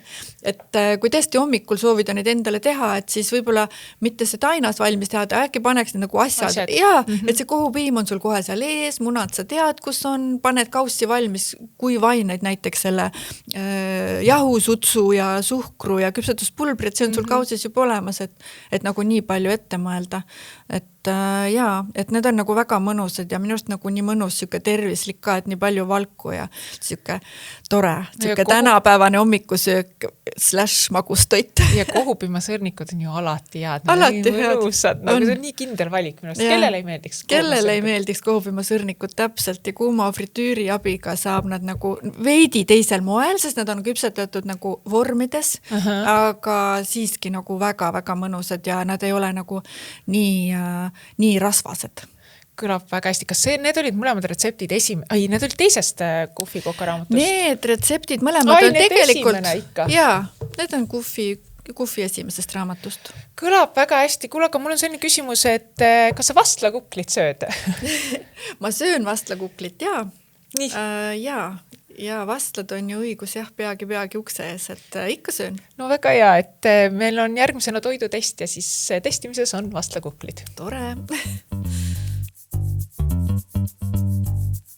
Nii, ja nüüd hakkame proovima vastlakukleid, sest on toidutesti aeg. Kuna vastlapäev on sel aastal 17. veebruaril, mis tähendab, et see juba koputab uksele, siis ma mõtlesin, et me võiksime proovida Tallinna kohvikute erinevaid vastlakukleid. Ja siin on nüüd 5 erinevat ja ma valisin need selle järgi välja, et ma oma sotsiaalmeediakanalitel küsisin inimestelt, et mis on need kohad, kus müüakse väga häid vastlakukleid. Ma pean tunnistama, et vastused oli päris palju. Mõned olid sellised kohvikud, mis kordusid. Väga tihti. Jälle keegi ütles ühe kohviku nime ja mõned, või väga paljud olid sellised, kuna vastlakuklid müüakse väga paljudes kohtades, siis oligi paljud kohvikud olid, mis said 1-2 mainimisega ja mõned on ka siis siin, et paar tükki, mida väga palju mainiti ja siis mõned, mida mainiti vähem, aga olid ka seal nimistus sees. Nii, kuidas sul vastlakuklidega, kas sa tavaliselt ostad poest või teed ise? No vastlakukliga on mul niimoodi, et ma söön igal aastal vastlakukleid, aga ma söön neid vastlapäeval. Ja, mina samamoodi. Vastlapäeval, et ei alusta kohe 1. jaanuariga, et vastlapäeval ja siis 1 või 2 vastlakuklit ja need peavad olema väga-väga head kindlasti, kui nii harva süüa neid. Et ma kunagi tegin ise, aga ma ausalt tunnistan, et ma ei ole enam aastaid teinud, sellepärast, et neid kukleid ei ole võimalik vähe teha korraga, neid tuleb nii palju, et lihtsalt meil ei sööda ära neid ja ära visata on nii kahju, et siis pigem ma nagu ostan need kuklid ja selles mõttes on nagu nii tore selles testis täna osaleda, sest aastaid on minu lemmik vastlakukkel tulnud Heidi Pargi kondiitriärist, aga kuna Heidi neid nüüd enam ei tee, siis on nii tore, et me saame siin valida ühe uue kõige parema vastlakukli. Kusjuures, kui ma eelmine aasta Tallinnas olin ka vastlapäeva lähedal, siis minu eelmise aasta vastlakukkel pärines Heidi Pargi pagarikojast. Kui ma Pärnus olen, siis ma iga aastaid olen ostnud vastlakukleid Suppelsakste kohvikust. Neil on selline traditsioon, et nemad müüvad ainult sellel õigel päeval. Nemad ei tee kuu aega enne müüki, vaid õigel päeval. Ja kuna ma tean, et see see hea sõna, et seal on väga head vastlakuklid, on levinud väga kaugele, siis ma tavaliselt olen ära broneerinud. Nii et minu Messengeri ajalugu on siis see, et palun, ma ei tea, 4 vastlakuklit selleks kellaajaks. Traditsioonid. Aga siin on nüüd Tallinna omad ja ma arvan, et võtame siit otsast, hindame, maitseme, vaatame seda läbilõiget ja siis paneme pingeritta ja siis ma ka avaldan, kus see on pärit. Jaa, aga kui neid kõiki koos siin korra vaadata, et minu arust see on nagu nii tore, et need kõik on tegelikult suhteliselt erineva välimusega, on ju. Et väga äge, et ei ole üldse nagu ühe vitsaga löödud. Ma vaatan, et suurus erineb, kuklis ja pealispind erineb, et väga tore, kohe näha, et erinevatest paikadest. Ja täpselt ja kuidagi tõesti väga eriilmelised. Mõndadel on seda niisugust mingit pähkli või mandli krõbedikku seal ääres, aga nad kõik on mingi moosiga. Ma arvan vähemalt, ma püüdsin ühe sõnaga vältida neid niisugust moodsaid vastla croissante, et ühesõnaga sellised traditsioonilised, et sellised croissandid jäid järgmiseks korraks. Nii, väga pehme tundub see sai. Need vastlakuklid on kõik hommikul ostetud. Et nad on väga-väga värsked. No see on tore, sellepärast, et minu arust üks kriteerium, mis peabki olema kindlasti ühe hea vastlakukli juures täidetud, on see, et see sai on ikkagi nagu kohev ja värske nagu pilvek, et pigem ei ole kusagil külmkapis vahepeal seisnud, mis teeb tuimaks, on ju. Ja ehtsa vahukoorega ka.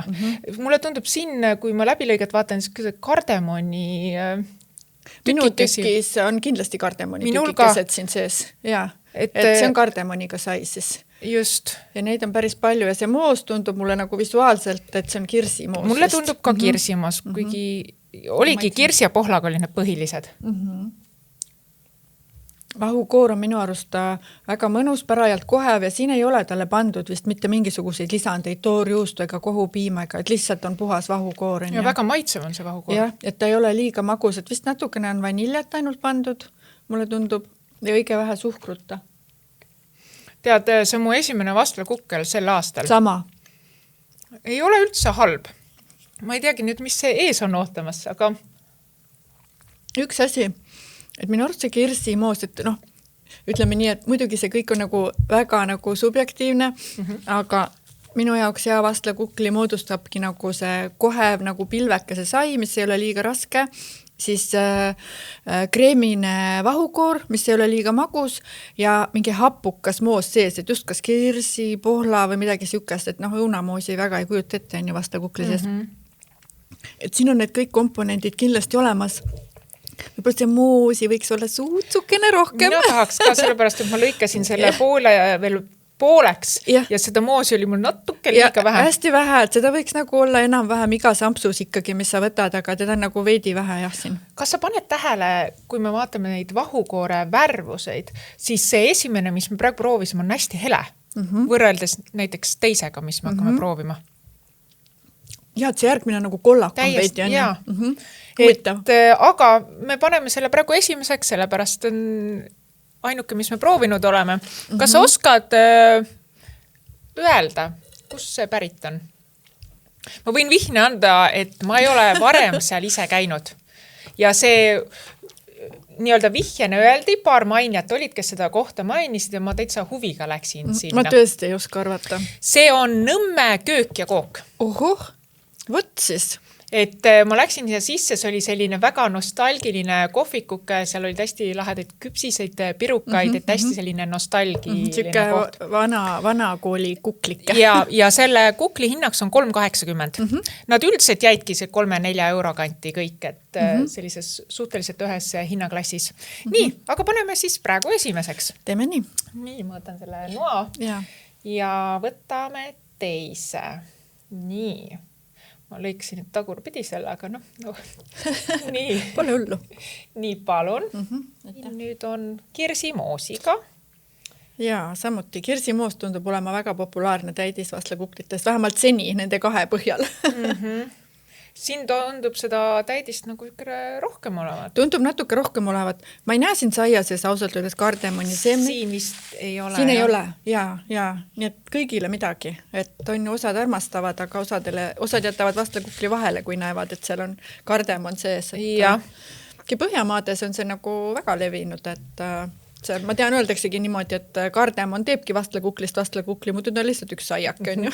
Kardemon on muidugi nii kalliks läinud, et see on juba varsti luksuskaup, et... No nii, et nad siin nüüd sassi ei lähe. Siin oli see vahukorra maitse on hoopis teistsugune kui esimesel. Teistsugune. See on väga huvitav. Jah. Kui sa enne tõid selle värvi välja, et siis maitse on ka teistsugune. Jaa. Et sellel esimesel, isegi nagu, ma ei tea, kuidagi tekstuur, sellel esimesel kukli oli nagu hästi vahune see, aga siin on nagu pigem nagu tihkem natukene. Tihkem, kas seda ei ole natuke isegi liiga palju vahustatud? Üle vahustatud. Võib-olla veidi, jah. Ma ei tea, kuidas sinuga on. Minule meeldis see esimene kukkel rohkem. See kukkel on natukene tuimem, on ju? Jaa. Esimene oli siuke kohe või mõnus pilvekene ja nagu vetrus veidi, aga see on jah, siuke natukene nagu tuimem kukkel, et jaa. Ta on selline, kuidas ma ütlen, natukene, sel teisel oli sellist maitset ka rohkem. Maitset oli ka rohkem, jah, tõsi, jah. Ta oli nagu... ta on lihtsalt nagu sai, selline hea sai, aga ütleme siukest nagu vastla kukli maitset, kui sellist on siin nagu vähe. Ja kohevust ka oli oluliselt vähem. Nii. Need mütsikesed jäid nüüd mõlemad sinu kätte, aga esimesel oli... Teisele jätsin kogemata jäi siia sul vist... Mitte, et ma seda süüa tahtsin, ma lihtsalt mõtlesin vaadata, et mõnikord on tuhksuhkruga, mõnikord ei ole, aga need mõlemad olid tuhksuhkruga. Ja. Aga see teine on vesivärava kohvik ja tüki hind on 3 eurot ja ma pean ütlema, et vesivärava kohvikut mainiti ikka oma jagu. Mina olen kuulnud ka seda, et need vesivärava vastlakuklid on väga populaarsed ja väga head ja tuleb tunnistada, et ega see üldse halb kukkel ei ole. Ta on pigem selline nagu hästi klassikaline, et siin ei olnud ju ka kardemoni samas, et sobib ka neile inimestele, kellele kardemon üldse ei meeldi. Aga no, mina ise jätaksin ta siiski praegu teisele. Ma olen nõus, ma teeks samamoodi. Nii, aga nüüd võtame kolmanda ja see kolmas tundub testis olevatest vastlakuklitest kõige suurem.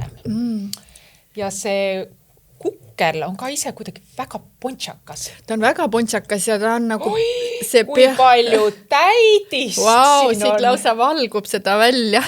Siis ei imesta, et see kukkel nii suur on. Ja samamoodi kirsimoos. Kirsimoos, vist tundub jah olevat kirsimoos jälle. Aga see kirsimoos tundub selline nagu kuidagi paks ja selline kompotilaadne. See on huvitav, et see kukkel nüüd, kui väljast vaadata on ju, siis see kukli osa on pealt hästi sile ja kompaktne. Kui teised, need kuklid on kõik täiesti erinevad kuklid. Osad on natukene vähem lömmis, osad natukene rohkem lömmis. Mitte, et see lömmisus nüüd nagu halb asi oleks, aga nad on lihtsalt nagu hästi erinevad. Et see konkreetne kukkel, mis me praegu maitseme, on pealt nagu hästi sile. Ja kui me nurisesime esimese kukli puhul seda, et täidist on vähe, siis ma arvan, selle kolmanda kukli puhul seda probleemi ei ole, täidist ikka väga palju. Ja mis ma praegu veel märkan, et siin ei ole peale raputatud tuhksuhkrut. Nii et kes armastab vastlakuklit süüa niimoodi, et kohe hammustab otsast, et siis ei lähe nina tuhksuhkruseks. Ja siin on veel kas külmkuivatatud marjade puru on ka veel peale pandud. Tundub, et puru on peal. Ma lõikan siis... ka selle veel oma, oi jumal, see on nii, oi, siin on nii palju täidist, et siin on tead, ma annan sulle ka kohe. Ja kirsimoos jälle. Siin on suhteliselt palju seda saia nagu välja uuristatud, on ju, et kõik see moos ja täidis siia sisse mahuks, et seda täidist on tõesti palju, et kes armastab hästi rohke täidise ja vähese saiaga vastlakuklit, siis see on küll neile. Ja siin on see moos on väga mõnusaks hapukaks jäetud. Aga kas sulle ei tundu, et see saia kukkel on natukene maitsetu? On küll. Tahaks natuke rohkem maitsekam, kas või isegi natuke sool oleks siia tainasse vaja? Ja, see on nagu lausa nagu mage, on ju? Et ei ole tunda ei magusust ega soolasust ega midagi, et no samas selle kompenseerib muidugi see täidise rohkus. Aga jah, et sai jääb nagu veidikese maitsetuks, ehk ütleme nii, et täidisega siin nagu kindlasti kohe kokku hoitud ei ole, et seda on siin nagu uhkelt ja visuaalselt näeb ta ka nagu väga kaunis välja. Aga sai ise jah, et mis on nagu vastlakukli nagu ütleme nii, et põhikomponent on ju võiks maitsekam ikkagi olla. Ma mõtlen, et kui selle esimese proovitud kukli, mis oli siis sealt Nõmme köök ja koogist ostetud, oleks siin kolmandas, see oleks nagu ideaalne kukkel. Oleks ideaalne ja et kui selles esimeses saias oleks sama palju seda fantastilist täidist on ju, et siis ja siin on ka jälle see vahukoor läheb pigem seda kollakat teed pidi vist on ju, aga võt raske niimoodi hinnata, et mis selle vahe on, et see esimene nii valge on. Kas see on ikka päris vahukoor sellel esimesel? Ma ei usko öelda, väga raske on niimoodi öelda, ta nagu, ma esimese hooga ei oleks küll öelnud, et ta on nagu mingi kunstvahukoor. Ja ei maitsenud küll niimoodi. Aga ütleme niimoodi, et kui kodus ise koort vahustada, siis ta ei ole nii valge. Et see on nagu huvitav fenomen jah, et ta on nagu nii valge. Aga mis me paneme nüüd kolmas kukkel, mis koht? Kas ta on teises kohast? Teine koht oli praegu see vesivärava kohvik. Teine koht oli tal on muidugi täidist oli väga mõnusalt. See kukkel oli minust kõige nõrgem praegu, mis proovitutest. Aga tal oli täidist, vahukoort, kirsimoosi, kõik oli nagu külluses ja et äkki ta sellega teenib siis teise koha praegu paneme välja. Teisele kohale praegu jah. Ma tõstan nad kuidagi, et me saame pärast aru, et kas me saame nii aru? Nii. Praegu on järjekord selline. Nii ja see oli La Boulangerie. See oli Boulangerie? Jaa. Issand, okei, see on mulle üllatus. Hinnaks oli 4,50. Mul läheb kogu aeg see nimi La Boulangerie. La Boulangerie.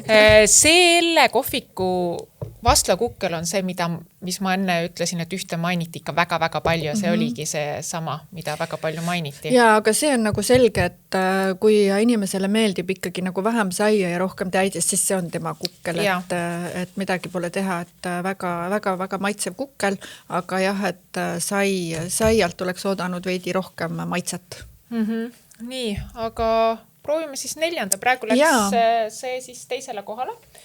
Nii, ma võtan selle mütsi. Vaata, kui vahva see mütsike on siin teistsugune, kui teistel on nagu pealt ära lõigatud, justkui tundub, et kaas oleks pealt ära lõigatud, siis mulle tundub, et see mütsike on küll eraldi küpsetatud. On ju? Arvad on ju? Ta on nagu liiga ilus. Ta on liiga ideaalne. See ei pruugi nii olla, aga ta on nagu väga ilus ümmargune, justkui oleks nagu eraldi küpsetatud. Aga see näeb väga nunnu ja minu arust see vastlakukkel, mis me nüüd 4. proovime, ta on suuruselt väga hea, et ta ei ole liiga väike, liiga suur ei ole, aga see on nüüd ilma täidiseteks. Moosid vist tundub nii, mulle tundub. Siin on siis kas mingit mandlipähkli selline nagu praline moodi asi. Aga siin ma näen küll vahukoore sees vaniljatäpikesi ja sai on ka kardemoniga, nii et siuke tore täpiline. Aga vaatame, äkki õnnestub siit seest veel midagi välja kaevata. Ma panen siia. Aga kusjuures see kukkel tundub ka väga pehme jälle. Tundub ja. Sarnane esimesele. Vetruv ei ole liiga raske, ei ole kuiv. Nuga läheb ilusti läbi, aga samas ta ei ole absoluutselt nagu kuiv. Natukene lammutan seda. Ma ei saagi aru, et nagu täidist vist otseselt ei ole jah temaseks. Ei, ma praegu maitsesin ainult vahukoort ja see maitseb väga hästi. Vahukoor on tõesti hea. Nii mõnus kohe ja minust ei ole ka midagi lisatud. Kohupiima ega toorjuustu, mida mõnikord pannakse. Ma saan aru sellepärast, et kui toodetakse, et see vahukoor kauem püsiks, võib-olla siin on, aga maitses seda küll tunda ei ole. Ja tead, see maitseb, mind ei sega, et siin ei ole seda moosi. See pähkli, kas siin on pähkel või mandlid? Ühesõnaga, siin on mandlid ja mõlemad on.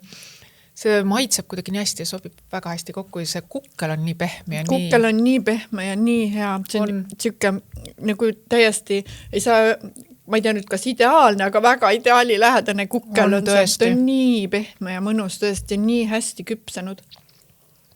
See on väga hea. No ma ei tea, mina paneks esimeseks selle. Kuidas ja huvitav tõesti, kui sai on nii hea, siis moosist puudust ei tunnegi. Tõepoolest, see on väga hea. ja see vahukoor oli kuidagi maitses nii hästi. Ja väga... Kardemoni on ka nii tundega doseeritud, et ta ei käi nagu üldse üle, aga samas on aimatav, et tõesti on hea. Ma olen täitsa nõus, et minu poolest on see ka esimene praegu. Jaa. Ma liigutan neid. Ja see nagu tekstuuri mõttes, kui muidu on ta nagu ühtlaselt pehme, on ju, et moos on pehme, sai on pehme ja koor on pehme, siis tegelikult see pähkli lisand andis nagu nii mõnusa krõmpsu siia ja nagu, nagu tõi ta nagu täiesti nagu teisele tasemele. Ma olen nõus. Kas sa oskad pakkuda, kus see pärit on? Ma arvan, et seda kohta sa kohe kindlasti tead ja ma arvan, et sa oled seal käinud ka. Levier. Ei osale üldse siin testis. Okei. Nii, mis siis see järgmine võiks olla? Ma ei tea, tõesti, ma ei oska pakkuda. Karjase sai. Tundubki see vana oma headuses. Et... No nende, ütleme, see lipulaev on tegelikult see croissantipõhine kukkel, on ju. Et... See oli ka seal müügis, aga kuna meil olid sellised nostalgilised ja traditsioonilised vastlakuklid, et siis ma võtsin selle. See on tõesti väga-väga hea, suurepäraselt õnnestunud. Ja võtame siis 5. Oleme jõudnud lõpuossa ja ma ei tea, miks ma lõikan kogu aeg tagurpidi. See nuga tundub täpselt selline, et see on teistpidi õige. Aga nii, ma panen sulle selle mütsikese. Oi, siin on mingisugune teisum. Kas siin on rabarber? Tundub jah. Tundub jah, et siin on tõesti, vahukoort on siin uhkelt ja sai on kollakas. Jaa, nii. Ja siin on seda täidist ja kõik on ka väga meeldivalt palju. Ma olen väga ootusärev, sest see kukkel tundub ka väga mõnus. Ja endiselt ma ei saa sellest üllatusest üle, et kui erinevad on kohvikute ja kuklid, et sa mõtled, et vastlakukkel on vastlakukkel, aga meil on siin reaalselt 5 nagu totaalselt erinevat saia. Nii, ma võtan maha, sest muidu see hakkab juba isu täis saama vaikselt. Seda oli väga hea lõigata ka. Nii. Mul hakkavad siin paberid varsti otsa saama. See on rabarberi täidis, jah. Oi, vahukoor on jälle nii hea. Kui ja...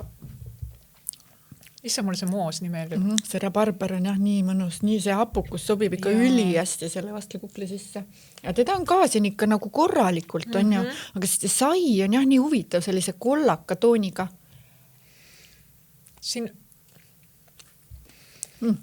sai on hästi mõnusalt võine, kui ma eraldi vaatan, maitsen seda. Ta on võine ja ta annabki sellist nagu, ta nagu siuke pigem nagu brioche või? Täpselt, on, ja. Kui ma nüüd La Boulangerie oma maitsesin ja see sai väga häiris mind, siis siin see sai lihtsalt sulab suus ära. Täiesti. Ülipehme, ülimõnus. Tal on mingi siuke huvitav maitse, et minu arust see sai on nagu, ei ole nagu päris tavaline sai. Ei ole, ei. Ta on hästi, ta ongi nagu brioche taoline. Brioche taoline, jah, et ta on võine ja see tekstuur on ka selline, jah, kohev ja sulav ja nagu hästi nagu poorne ja tõeliselt nagu kohev ja mõnus sai on. Ta ei ole nagu klassikaline vastlakukli sai, aga ta on väga maitsev. Kas siin oli ka kardemoni, sest mulle tundus, tuli nagu kardemoni maitse. Minu arust on.